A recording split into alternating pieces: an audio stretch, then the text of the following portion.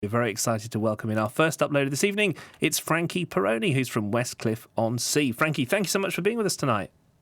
Hey, Chris. Nice to meet you, mate. Nice to see I know you. Rob Kelly very well. Obviously, I've had a few airplays with him.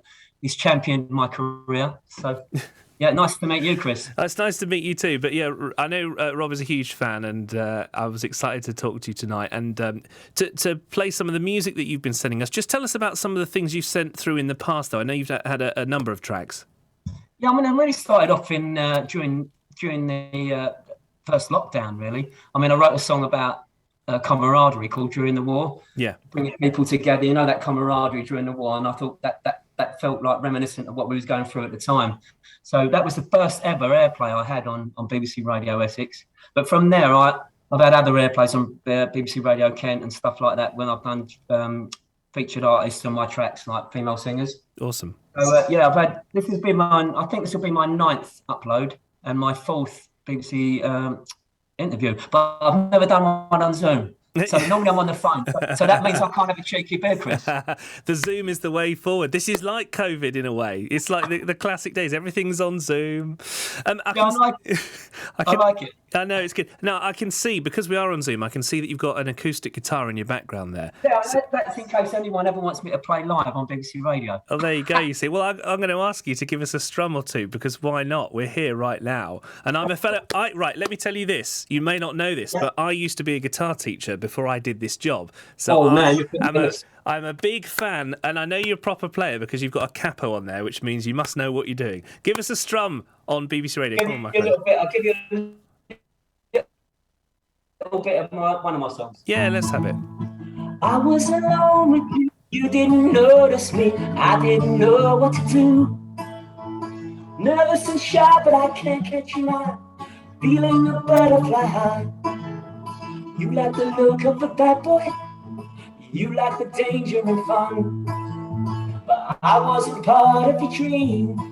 One day that bad boy will be gone. A little bit for you. That is beautiful. See, you've done it. It was worth putting the guitar there because it happened today. I'd love to come into the studio and do some live stuff. I'm sure we'd love that. Well, you know, Rob's a big fan. I'm sure we can make it happen. How long have you been playing guitar for? That's what I want to know. I'm self-taught. I started when I was 13. I'm 62 now. So you've been playing for a little while. I'd say you're very good. You're very, very good. So it's nice to hear it being played. What's your favourite instrument? And tell us about how it works into this upload, the 1969. Tell us a bit about that.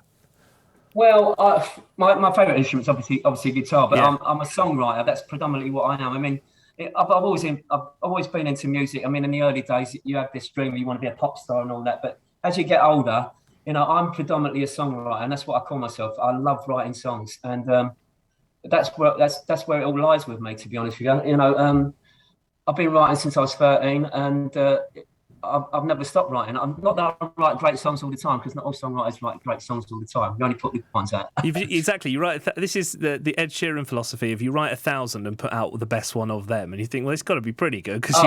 He's an incredibly prolific songwriter, though, isn't he? He certainly is. But do you write at the guitar, or do you write on other instruments? How does it work for you?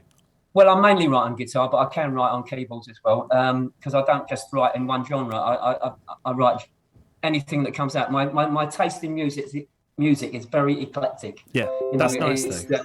And that means that if I write a song that's country, I'll carry on writing it in country. You know, and it doesn't matter if I write a house song, which I do a lot of dance stuff as well. I like that as well. I mean, I've been listening to your show earlier on about the DJ. DJ Day tomorrow. Yeah, I don't know an awful lot about DJs, but I went to Creamfields Festival this year. In Chelmsford, and I had a golden ticket, and I was backstage, and it was an eye opener for me to watch David Guetta, Calvin Harris, and Fatboy Slim, who actually stole the show from me. He was incredible, and Idris Elba was there, the actor who was DJing.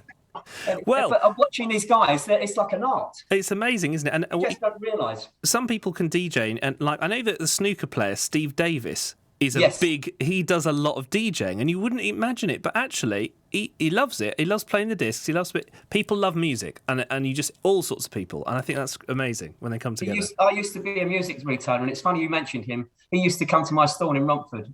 Oh, really? And buy singles off me, yeah, back in the day, Steve Davis. Yeah, he's a nice guy, actually. He's a very nice guy. But I know he's about his DJ dreams. Even when was at the beginning of his career, he mentioned that he wanted to be a DJ. So he's always had that dream. He loves it. He's doing it now for sure. But hey, let's talk about this one. So 1969 is this track that you've sent through to the uploader. Yeah. Obviously, there's something special about this year in the history of music. But what was it for you that made you pick this as the title? Well, I was 9 years old in 1969. Tell me I don't look it, obviously. No. I would never have guessed. And I'm jealous as well, by the way, because all the best music happened around, 60s, 70s for me anyway. So. Funny enough, I bought my first single. I don't know if it's actually on that year, but it came out in that year. Yeah. And it was by not even a real band. It was by a cartoon band called The Archies. The Archies, yeah. And it was called Sugar Sugar on RCA Records. Good tune, though. That was my first love, and that was it. I mean, I'd already been playing my mum's records. She had like Beatles records and stuff. She had a very eclectic taste, and I'd always play the A side, the B side. I want to play them all, Yeah. And but it was when that song came along, it was like a bubblegum pop. Yeah. And it was just, I love this. It's got such a great hook, and that's where it started, really, for me. Pop music, because I love pop music. So, but kind of back to the origins, then. I mean, there's a little Beatles reference in there, I think, as well in the lyrics. Oh yeah, about John Lennon when he said about all your children. I'll never forget that comment. But I've always been a massive Beatles fan, obviously, because they're one of the greatest songwriters, duets of all time. Apart from the obvious ones, Jagger and Richard, obviously great as well. But I more or less look at songs like that from a songwriting point of view. I sometimes listen to a song and think, doesn't matter who it's by, and I think, wow, how did they put that part in there? Where did they get that, come up with that? You know what I mean? There's been some great songwriters in there. I mean, I love indie bands as well, like retro indie bands like Teenage Fan Club, Lemonheads. I don't know if you know them. Van Dando is a great songwriter. He's a great songwriter. James Taylor, I like going backwards. James Taylor, Carole King. Carole King's fantastic amazing. Songwriter. All the names you mentioned there. It's funny because I saw the Rolling Stones last year, and I've been, I've been meaning to see them for such a long time, and I was like, I'm going. I don't care. I've never seen them. Right. Have you seen them? I just they were at the Hyde Park in the BST festival, and I just said, do you know what? I don't care. Like, you'd have to hold me back to not go to this. I'm going because who knows what will happen? How long will they keep going for? I can't believe they're still going. It's incredible. But they played Out of Time, which I didn't realise was a song that they'd written. But Chris Farlow had a hit with it, and they wrote it. They wrote it and they did a version, and it was so interesting because it's just interesting. You mentioned songwriting there, and it didn't sound like them, and I can see why it worked for Chris Farlow, because it sort of had a total different feel to it than a Rolling Stones track. Do you know what I mean? It was, and I thought, why are they covering someone else's song? But it was obviously they wrote it. Do you know, Chris, it's so weird you mentioned that song, because I spoke the other day to someone who mentioned that song to me. Oh, really? And I said, you're not going to believe this, but I knew Chris Farlow's manager back in the early 90s. Seriously? And me and at the time I was writing with someone, we wrote a song for him, but he hated it. Hold on, you're not even at the peak of your career yet. Your career's over now, and you're still dissing our song. That's so funny. That's so well. No, it's weird you mentioned that song, because it's one I love that. Yeah, it's really, really good. But it's just it's a good one. Anyway, let's hear a bit of your one, and we'll talk about it more afterwards. Anything you want us to know before we press go on 1969? No, it's fine. Just let the people hear it. Thank you so much. Right, here it comes. Frankie Peroni, and this is 1969. This was a huge quake in Carnaby Street, West London.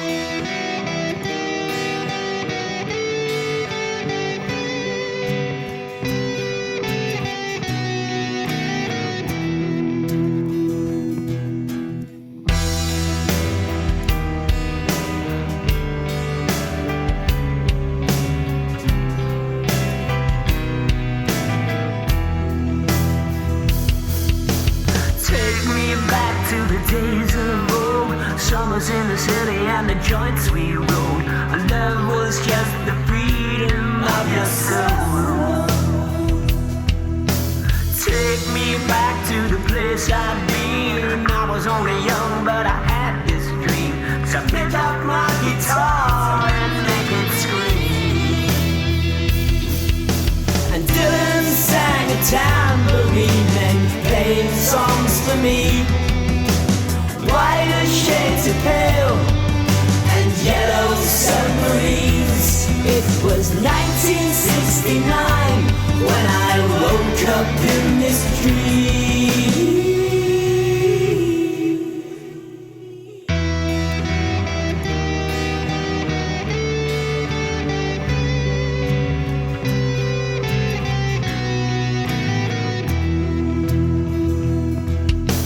Flower power, music and peace. Man on the moon and Lennon saying, rattle your jewelry if you're not in the cheap seats. Easy Rider, Sweet Caroline, the Beatles releasing Abbey Road on time, and Elvis singing suspicious lines, and Dylan sang a tambourine and played songs to me. White shades of pale and yellow submarines. It was 1969 when I woke up in this dream. Dylan sang a tambourine and played songs to me. White shades of pale and yellow submarines. It was 1969 when I woke up in this dream.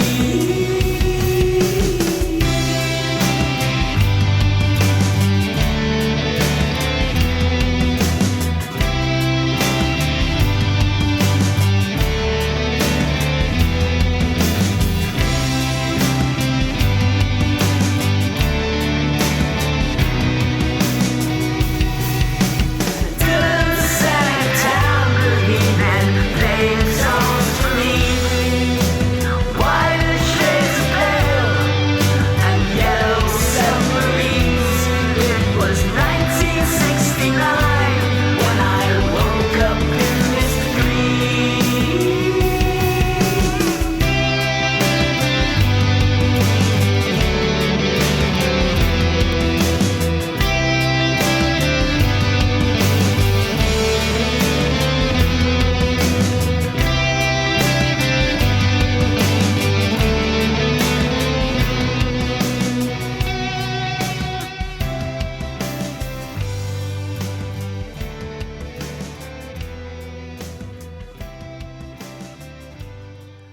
How good is that? I mean, just I don't like to talk about vibes because that's not really my kind of language, but that has such a nice kind of vibe to it, a really nice feel to it.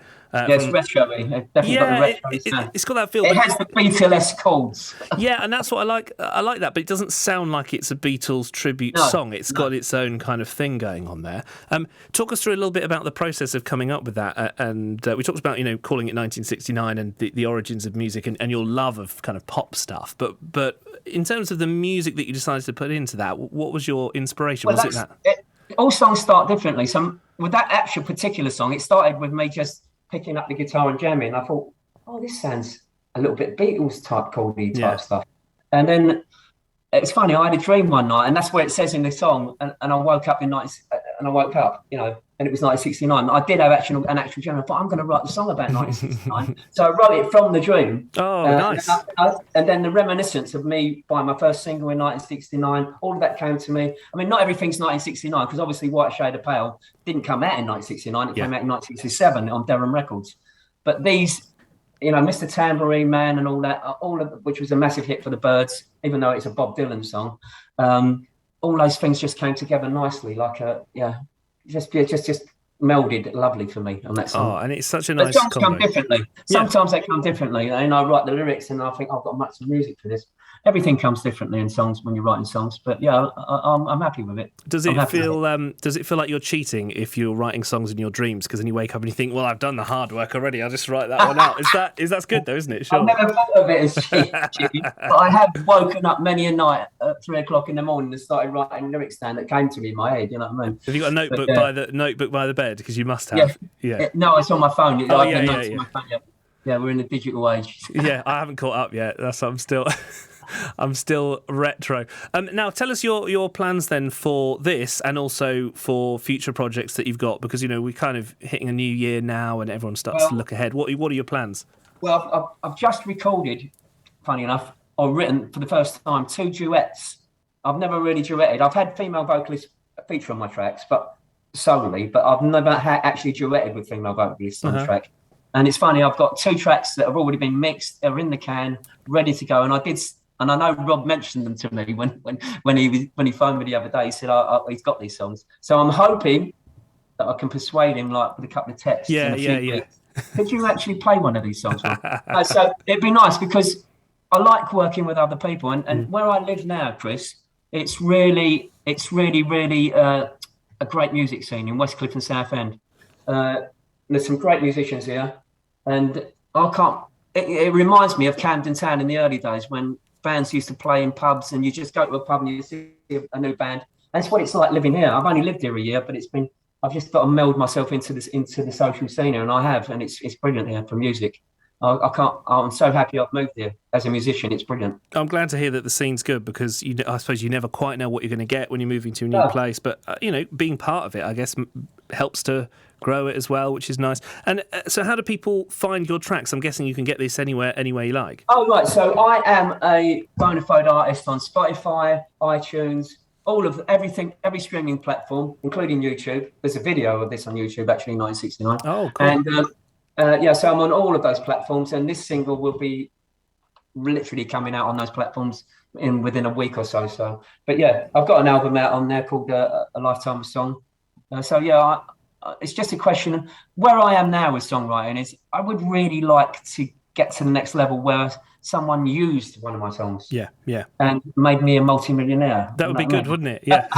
Well, hey, if anyone's listening out there wanting to use one of the songs, Frankie Peroni. I want a mainstream artist to use one of my songs. Yeah.